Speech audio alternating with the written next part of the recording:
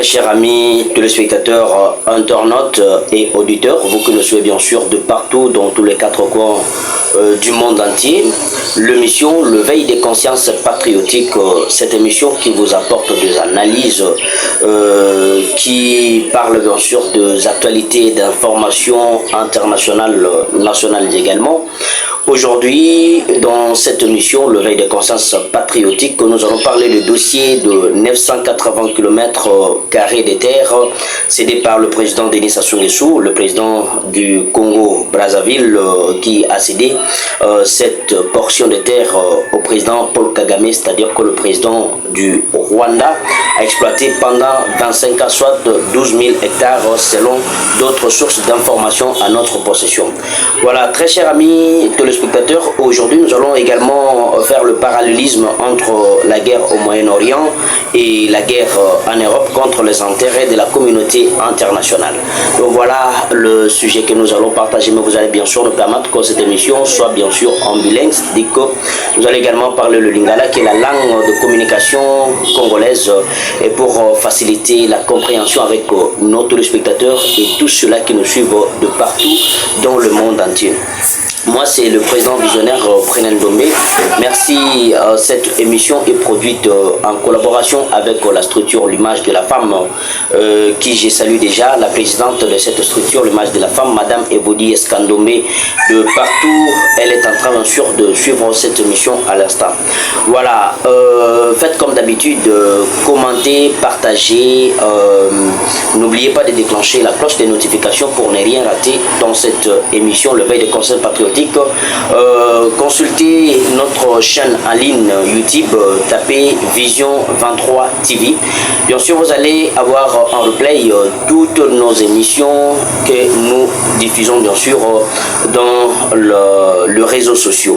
Voilà, merci à vous une fois de plus. Vous savez que la République démocratique du Congo est agressée bien sûr par le Rwanda sous bien sûr le leadership du mouvement rebelle M23. C'est aujourd'hui nous allons voir la stratégie de Paul Kagame, ce qu'il est en train de faire pour se maintenir et garder sa position comme étant États-Unis d'Afrique. Paul Kagame qui veut bien sûr battre les records des managers incontestables en Afrique sur le plan diplomatique, sur le plan économique et sur tout le plan, alors qu'il est en train d'utiliser tous les moyens pour combattre d'autres pays afin de récupérer ce qu'ils ont besoin dans leur terre. Alors, très chers amis téléspectateurs, internautes et auditeurs, vous que nous suivez bien sûr de partout, la spécialité de cette émission, ce sont les analyses internationales que nous abordons bien sûr tous les jours de notre émission Le Veille des consciences patriotiques. Nous avons dit ici tout à l'heure que le Congo-Brazzaville a cédé 12 000 hectares, soit 980 km de terre à Paul Kagame. Enfin, selon Paul Kagame, c'est pour l'objectif de faire l'agriculture et faire développer le Rwanda à travers l'agro-business.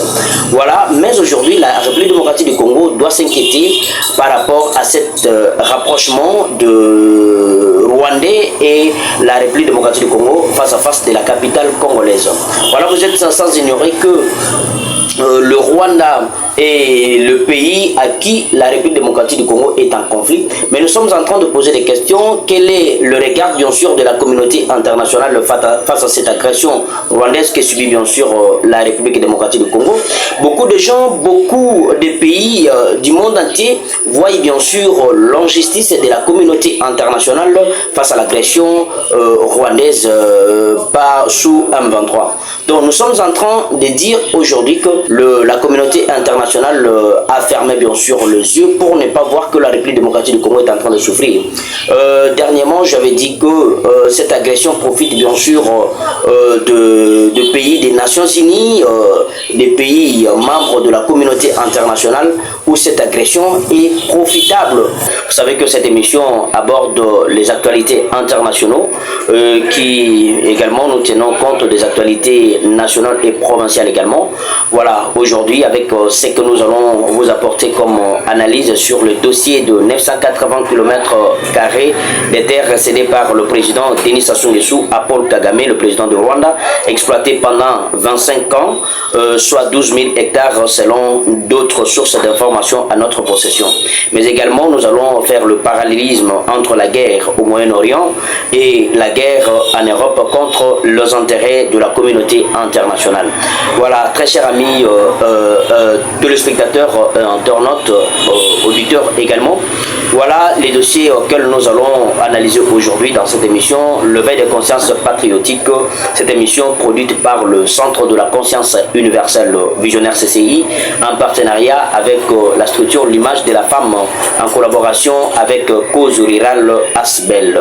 Voilà, très chers amis téléspectateurs, cette émission qui aura bien sûr besoin de vos commentaires, partagez le vidéo, n'oubliez pas de déclencher la cloche de notification, abonnez-vous massivement dans notre chaîne YouTube Vision 23 TV pour ne rien rater.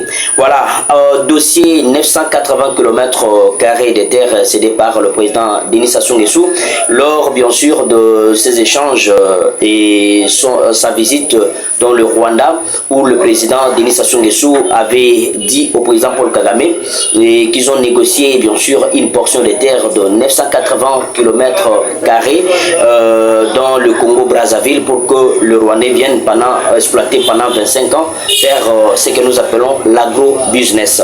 Voilà, aujourd'hui c'est un danger de l'autre côté. Vous savez que le Rwanda qui est en conflit avec la République démocratique du Congo, nous sommes en train de militer à chaque fois pour que le Rwanda puisse se faire quitter ses troupes dans le sol congolais, où le président Félix-Antoine Tshisekedi Tshilombo est en train de sillonner le monde entier à la recherche des solutions de cette agression rwandaise, où les communautés internationales ferment les yeux pour ne pas voir ce qui se passe bien sûr en République démocratique du Congo.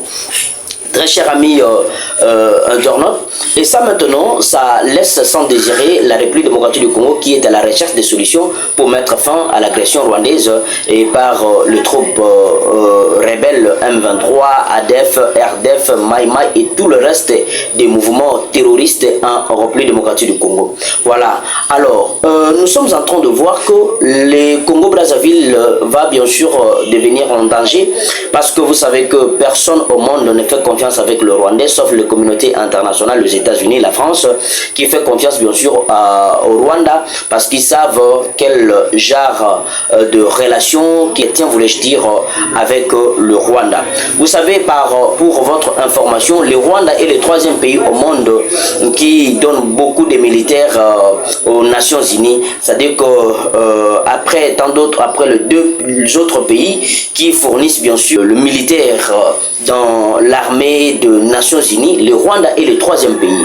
Voilà pourquoi des raisons que vous êtes en train de voir l'hésitation de la communauté internationale pour sanctionner le Rwanda. Et dernièrement, notre président Félix-Antoine Tshisekedi vient d'être bien sûr en France par l'invitation d'Emmanuel Macron. Bon, moi ça m'étonne vraiment, et ça m'étonnerait de voir à chaque fois que le président français fait de l'hypocrisie pour tenter d'inviter le président africain qui y voit déjà l'intérêt de l'Europe bouger de partout. Parce que c'est que je vous dis aujourd'hui que l'Europe est en train de bouger sur le plan économique. Aujourd'hui, l'Europe ne fait plus face bien sûr à la nouvelle technologie qui le monde tient vers l'horizon. Alors, c'est ça le grand problème. Mais nous sommes en train de voir de l'autre côté, à chaque fois, le président Félix, c'est pourquoi le président Paul Kagame disait que le président Félix, à n'importe quelle conférence qui se tienne bien sûr au monde où il est invité, il ne tient pas compte des contextes auxquels le président Félix est en train bien sûr de pleurnicher devant la communauté internationale pour que la communauté internationale sanctionne le Rwanda. Et pourtant, cette situation ne date pas d'aujourd'hui, ça fait plus de 30 ans que nous sommes en train de parler de cette agression rwandaise que subit bien sûr la République démocratique du Congo. Suite à quoi? Suite aux minéraux qui regorgent notre pays. Nous allons suivre un élément qui va bien sûr nous permettre de nous donner de la lumière de ce que toutes ces communautés cherchent bien sûr dans notre pays. Dans cet élément également, vous allez avoir l'idée de pourquoi l'Ukraine est venue bien sûr installer son ambassade ici en République démocratique du Congo. Pourquoi l'ambassade de l'Ukraine vient juste pendant ce moment où l'Ukraine est frappée par la guerre de la Russie. Pourquoi? Parce que vous savez très bien que nous avions dit dans nos émissions passées que cette guerre, cette agression, nous appelons c'est l'agression ou soit la guerre économique que la RDC subit, bien sûr, des effets et des conséquences de toutes ces agressions, ça touche directement l'économie de notre pays. C'est-à-dire que ça c'est la guerre économique. Alors cette guerre économique touche directement le pays et qui est victime. Alors, la victimisation de la République démocratique du Congo s'amplifie et s'élargit, c'est bien sûr de plus en plus, parce que la communauté internationale ne dit absolument rien. Pourquoi? La communauté internationale, c'est ce que nous appelons les Nations Unies. Les Nations Unies égale la communauté internationale. Les Nations Unies, c'est quoi? Ce sont le pays où les nations qui se sont unies, bien sûr, autour d'eux-mêmes, c'est-à-dire que le pays du monde entier, qui définit des objectifs à poursuivre dans tous ces pays qui font bien sûr partir membres de cette communauté internationale, c'est-à-dire que des Nations Unies. Parmi bien sûr des traités ou les accords qui sont signés dans les Nations Unies avec d'autres pays, nous avons les accords bien sûr de maintien de la paix partout dans le monde. Vous avez vu la présence de la MONUSCO en République démocratique du Congo, vous avez vu la présence de l'ONU partout dans le monde entier, dans le pays auquel qui fait partie bien sûr membre des Nations Unies. Les Nations Unies a bien sûr le membre comme le Rwanda. Les Nations Unies a le membre comme la République démocratique du Congo. Les Nations Unies a le membre comme la France, comme la Belgique, comme beaucoup de pays africains. Beaucoup de pays africains. Mais lorsque nous allons demander aux Nations Unies de sanctionner le Rwanda, il ne suffit pas seulement de voir les Nations Unies de faire comme nous le faisons, parce que nous demandons à chaque fois que le président Kagame puisse retirer ses troupes, bien sûr, au sol congolais. Et c'est le même discours que parle également le président des pays de grande puissance. Par exemple, le président Emmanuel Macron, le président français, ou notre président Félix Antoine Tshisekedi, et a fait bien sûr quelques jours en France. Selon eux, c'est pour les accords économiques, c'est-à-dire pour des relations économiques. Des relations économiques, pourquoi? Parce que la France et l'Europe est en danger. La France et l'Europe est dans le risque de courir une misère, bien sûr, dans l'Europe. C'est pourquoi la France veut maintenant abandonner les États-Unis. Le président Emmanuel Macron est en train de dire déjà plus haut que si les Nations Unies ne veulent pas, bien sûr, entendre sur les Nations Unies, veulent bien sûr rester dans sa position, alors moi je vais me retirer et protéger les intérêts de la France et de l'Europe. C'est pourquoi vous êtes en train d'entendre ces derniers temps que le président Macron est en train de dire que la présence des militaires français aux sols africains, c'est pour protéger les intérêts de la France. C'est-à-dire que la présence des militaires français aux sols africains n'est pas pour protéger les intérêts des Africains, les intérêts des pays africains, mais les intérêts de la France. Parce qu'il y a un combat, c'est-à-dire qu'il y a une guerre, ce que nous appelons la guerre économique. Et cette guerre économique, ce qui est en train bien sûr d'être imposé par le multinational, parce que les multinationales ont beaucoup d'argent, veulent maintenant diriger beaucoup de pays du monde. Imaginez que aujourd'hui, Poutine, la Russie est en train bien sûr de bouger l'économie de l'Europe avec l'organisation des BRICS, ça vous le savez déjà très bien, parce qu'ils veulent bien sûr faire noyer le dollar américain et l'euro dans le marché africain. Et que le pays africain n'utilise plus le dollar, n'utilise plus l'euro, maintenant qu'on utilise la monnaie BRICS. Parce que si vous voulez réellement devenir forte sur le plan économique, il faut que votre monnaie soit une monnaie internationale. Si votre monnaie n'est pas internationale, il serait vraiment difficile pour qu'on arrive à vous donner la place de grande puissance sur le plan économique. Les dollars, c'est la monnaie où la République démocratique du Congo utilise aujourd'hui. Les dollars américains. Voilà, vous allez suivre cet élément. On dit souvent que la République démocratique du Congo est un véritable scandale géologique, tant ses ressources minières sont importantes et diverses. Or, diamants, cuivre, coltan, cobalt, le sous-sol congolais est l'un des plus riches de la planète.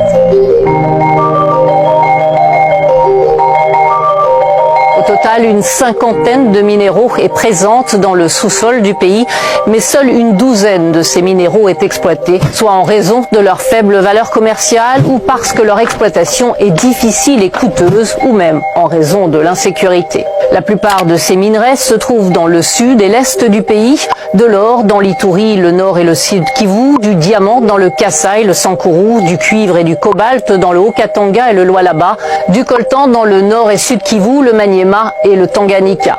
Le pays possède également du plomb, de l'uranium, du zinc, de l'étain, du manganèse, du charbon, du pétrole et du lithium. Parmi ces ressources les plus convoitées, les minéraux qu'on appelle numériques, c'est-à-dire utilisés dans l'électronique, avec en tête le cobalt, un minéral rare, stratégique pour la transition écologique, puisqu'il est utilisé dans la fabrication de batteries pour véhicules électriques. La RDC possède la plus importante réserve de cobalt au monde, située principalement dans les provinces du Haut-Katanga et du Lualaba. Autre minerai stratégique pour la RDC, le coltan, également utilisé dans l'électronique. Le pays détiendrait plus de 50% des réserves mondiales. La quantité exacte n'est pas connue en raison du manque de données géologiques. On le trouve dans les provinces du Sud Kivu, du Nord Kivu, de l'Ituri et du Maniema. Quand on parle de coltan, on parle également de cassitérite, également utilisé dans l'électronique. Mais la principale ressource minière de la RDC, c'est le cuivre, utilisé dans la fabrication de câbles et fils électriques. Le pays est le deuxième producteur mondial de cuivre derrière le Chili, avec près de 2,4 millions de tonnes de cuivre produites l'année dernière, un record.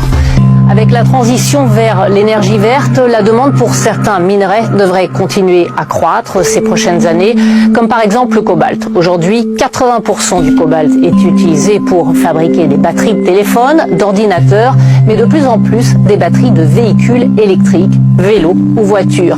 Une batterie de téléphone portable contient entre 5 et 10 grammes de cobalt, celle d'une voiture entre 5 et 10 kilos. Alors, que rapportent toutes ces ressources minières à l'État congolais? L'année dernière, l'ensemble de la production minière a généré environ 24 milliards de dollars de chiffre d'affaires, dont un tiers doit atterrir dans les caisses de l'État, selon le code minier. L'exploitation minière à grande échelle contribue à hauteur de 20% du produit intérieur brut. Le secteur artisanal, lui, emploie près d'1 million de personnes. La RDC est donc assise sur un potentiel énorme, estime le géologue congolais Léon Moupé-Pelé.